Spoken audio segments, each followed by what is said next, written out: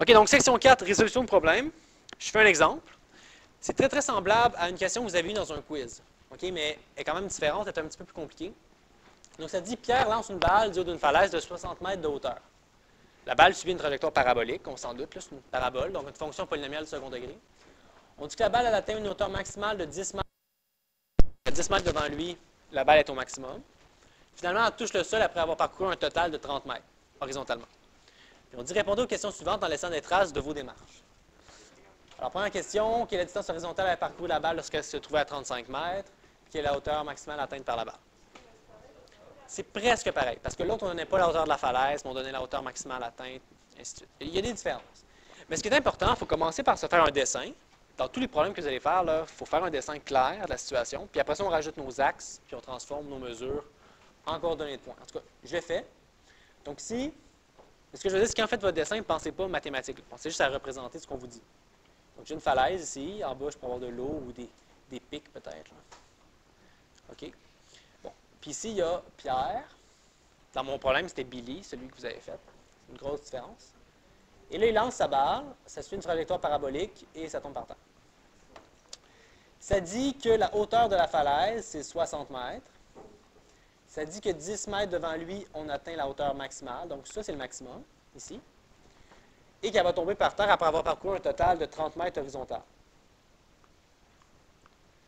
Une fois que vous avez fait votre dessin, là, j'ai représenté tout ce qu'ils m'ont dit dans la situation, je l'ai mis dans mon dessin. Une fois que le dessin est fait, là, vous allez rajouter des axes. Vous allez rajouter des points, et ainsi de suite. L'idée, c'est de mettre vos axes à un endroit où toutes les mesures font du sens. Comme ici, si vous remarquez, le 10 est mesuré par rapport à ici, là, par rapport à ce mur-là. Le 30 aussi est mesuré par rapport à ce mur-là. Et le 60 est mesuré par rapport au sol. Donc, l'idée, c'est que je vais mettre mes axes ici. Tout est mesuré par rapport à cet endroit-là. Par en haut, 60 par en haut, 10 à droite, 30 à droite. Donc, ça, c'est mon origine. C'est important de le mettre au bon endroit, sinon ça ne marchera pas. Donc, j'ai mes axes qui vont être comme ça ici. Une fois qu'on a mis nos axes, on va transformer toutes nos mesures en coordonnées de points. Alors, j'ai un point ici. Ça, c'est le point 0,60. Donc, à 0 mètres, on est à 60 mètres de haut. Ça, c'est le point 10, je ne sais pas quoi. Et ça, c'est le point 30, 0. Bon. Là, pour répondre aux questions, ça va toujours être pareil. Il va falloir une règle. On n'a pas le choix d'avoir la règle pour travailler. Donc, il nous faut l'équation de cette parabole-là. Puis là, vous devez utiliser, c'est comme dans le quiz, là. Quand on veut trouver la règle, soit qu'on a un sommet et un point, soit qu'on a les zéros et un point. C'est un des deux. Donc ici, qu'est-ce qu'on a? Bien, on n'a pas le sommet. Il manque la hauteur maximale, puis il n'y a pas vraiment moyen de le trouver. On ne le dit pas dans le texte. Mais on a un zéro. Il faudrait juste trouver l'autre zéro. Pour trouver l'autre zéro, il faut y aller par symétrie. On sait que le sommet est à 10. OK? Donc, je vais faire un pointillé ici. Le sommet est à 10. Alors, ça veut dire que la distance entre l'axe de symétrie et mon zéro, c'est 20, qui est de 10 à 30. Ça veut dire que 20 de l'autre côté, je vais avoir un autre zéro. Il faut que ce soit symétrique. Donc, 20 à gauche. Je vais avoir un autre zéro ici, qui est moins 10, 0. Okay, je pars de 10, je recule de 20, j'arrive à moins 10, 0. Donc, dans le fond, j'ai mes zéros. Okay, la parabole, elle continue comme ça. Elle n'a pas rapport avec la situation. Ici, la fin de la parabole, mais elle continue ici. Puis j'ai mes zéros, moins 10 et 30. Donc, maintenant que je sais que j'ai mes zéros, je trouve la règle avec la forme factorisée A, x moins x1, x moins x2. J'ai mes zéros, moins 10 et 30, donc je les remplace dans la formule. Ça fait f de x égale a, x moins 10, ça fait plus 10, x moins 30. Et pour trouver mon a, je remplace par un point n'importe quel. J'ai justement ici le point 0,60. Donc, je sais que la fonction est égale à 60 quand le x est égal à 0. Et il me reste juste à isoler le a. Donc, ça fait 60 égale a fois moins 10 fois moins 30. Plus 10, merci. OK, donc A fois 10 fois moins 30, ça fait 60 est égal à moins 300A. Et en divisant par moins 300, ça me fait moins 1 cinquième est égal à A. A est négatif, ça a du sens parce qu'il est par en bas. Et là, j'ai ma règle, f de x égale moins 1 cinquième, x plus 10, x moins 30. Là, c'est la règle en forme factorisée. Si jamais vous ne l'aimez pas, la forme factorisée, vous pouvez la changer de forme, vous pouvez trouver la forme canonique ou la forme générale, c'est vraiment votre choix. Bon, maintenant, je peux répondre aux questions. Première question, quelle distance horizontale avait parcouru la balle lorsqu'elle se trouvait à une hauteur de 35 mètres? Bon, bien, 35 mètres, on remplace f de x par 35 exactement. C'est l'endroit ici. Quand on est à une hauteur de 35, c'est quoi la distance horizontale qui a été parcourue? Normalement, on serait supposé trouver deux réponses. Elle, qu'il faudrait rejeter, et celle-là, dans le fond, c'est celle-là qu'on veut, la distance qu'elle a parcourue horizontalement. Alors, là, je fais exprès de prendre cet exemple-là, c'est juste pour vous montrer que la forme factorisée est vraiment pas bonne pour faire ce genre de calcul-là. Okay? Mais je le fais pareil pour vous le montrer. Alors, je veux savoir x quand f de x est 35. Donc, je remplace ici f de x par 35. Et là, c'est ça que je veux vous montrer. Comment on fait pour trouver x dans cette équation-là? Comment on fait pour isoler x? Est-ce que quelqu'un aurait une idée? Pour qui? Cherche x. Oui? Il va tout falloir multiplier. Ça va donner des x2 puis des x. Puis après ça, il va falloir factoriser pour trouver la réponse. Ça ne sera pas beau, mais c'est pour ça qu'elle n'est pas bonne. Moi, personnellement, je préfère toujours quand vous trouvez une règle, si vous êtes capable de la trouver en canonique, ça va encore mieux. Mais je vais le faire pareil. Donc ici, ce que je ferais fois moins 5 de chaque côté pour enlever le 1/5. Donc ça ferait moins 175 égale x plus 10, x moins 30. Ensuite, je vais distribuer mes parenthèses comme ça pour les développer. Donc ça va faire x2 moins 30x plus 10x moins 300.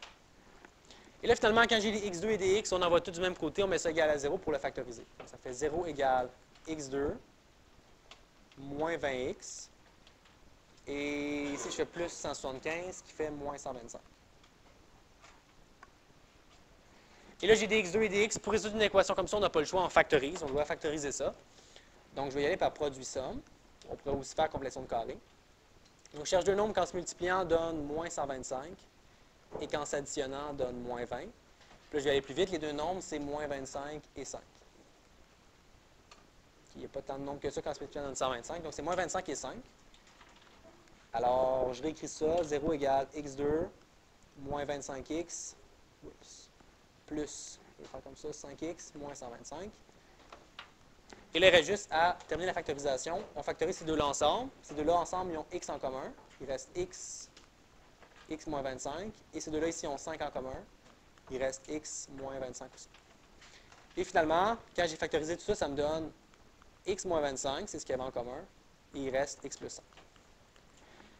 Et quand on a factorisé, nous, je vous rappelle qu'on cherchait au début là, que vaut x quand f de x égale 35.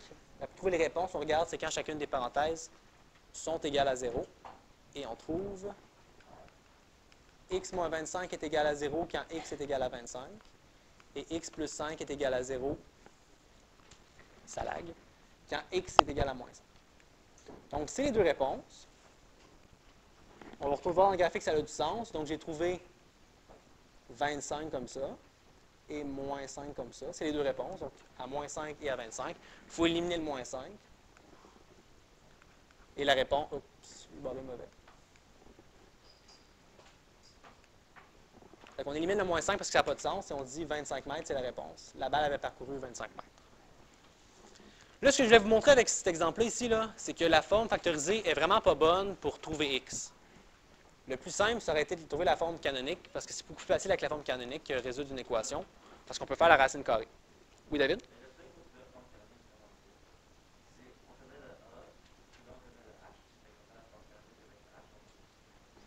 C'est une très bonne idée. OK, ça, c'est une très bonne idée. Ce qu'on aurait pu faire, je vais le faire parce que c'est une bonne idée. Une façon qu'on peut trouver le A, c'est, excusez, la forme canonique. Je vais juste effacer ça ici.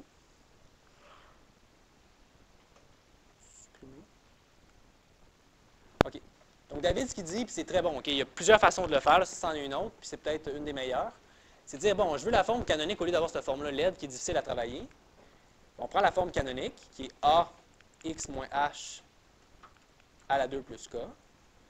Puis au lieu de trouver la forme factorisée, ici, j'aurais pu trouver la forme canonique en disant, bien, je connais mon A. Mon A, c'est le même, c'est moins 1/5. Mon h, je le connais, c'est 10. Fait qu'il me reste juste mon k. J'ai f de x. Wow. égale moins 1/5, x moins 10 à la 2 plus k. Et là, il me reste juste k à trouver. Pour trouver k, c'est comme quand on veut trouver 1, on remplace par un point. Donc, je peux trouver ma forme canonique en remplaçant par le point 0,60. Ou par le point 30,0, ça marchera aussi. Je vais aller avec 0, non, je vais aller avec 30,0, ça va être plus facile. Donc, je sais que f de x est égal à 0 quand x est égal à 30. Et là, il me reste juste à isoler k. Donc, je calcule ça. Moins 1/5 fois 400, ça fait moins 80. Et j'envoie mon moins 80 de l'autre bord, ça fait 80 est égal à k. Donc, ça, c'était une façon qu'on avait de trouver la forme canonique. Et l'autre, ouais, c'est ça. Donc, ça fait moins 1/5, x moins h, x moins 10 à la 2, plus 80.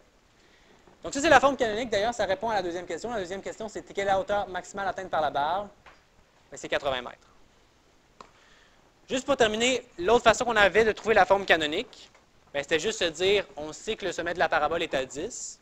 Donc, on pouvait ici remplacer le x par 10. Puis calculer f de 10. Bon, excusez. En tout cas, ça termine ce que je voulais dire. Donc, s'il apparaît... En tout cas, tout bad. Ça termine ce que je voulais dire, c'est l'exemple que je voulais faire. Vous avez 6 problèmes à faire comme ça en devoir pour jeudi. Et ça va être des questions comme ça dans le quiz. Donc, c'est tout.